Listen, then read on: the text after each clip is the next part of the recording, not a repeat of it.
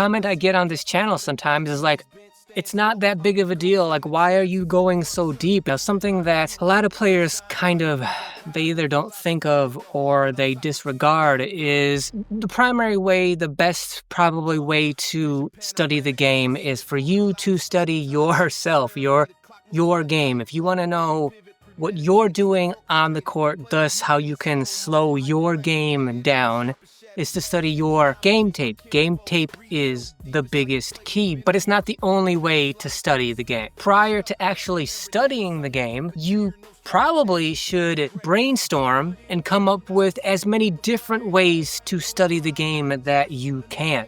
The more different modalities you have to study the game, the more variance you have, the less bored you're likely to become. Or inevitably you are going to become bored, so when you're bored studying the game one way, you have other ways to try to study where hopefully it'll be less boring. A comment I get on this channel sometimes is like, it's not that big of a deal. Like, why are you going so deep? It's just XYZ that you're talking about. Well, that's the thing with me in this channel, which is like, there is no depth too deep to go with anything, because if we're talking about being the absolute best players we can be, then we need to exhaust every possibility that we possibly can. So think outside the box. It's not just game tape that you can study. You can read books about basketball strategy and X's and O's and all that kind of stuff. One of the things that I liked to do that to me at the time back in the day was outside the box to me was like when I was playing 2K back in the day, there would be like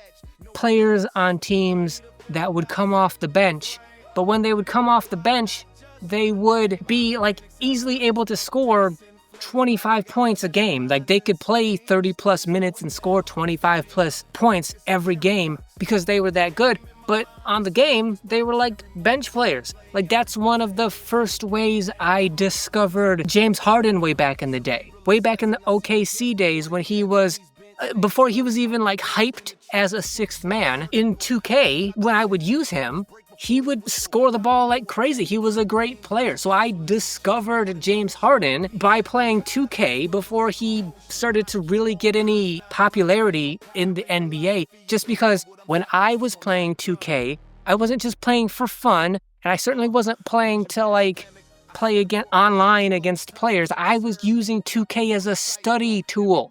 So I could understand, like, because when you play 2K, you're the coach. You decide everything. You decide strategy and everything.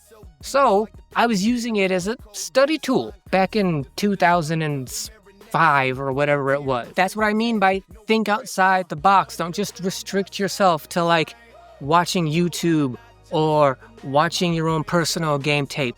As much energy you are going to put into studying the game, initially put that energy into finding as many different ways to study the game that you can think of. And then once you're actually studying the game and you start to find yourself getting bored, put more energy into trying to come up with more ways. But know that like when you start to become bored, that's your baseline.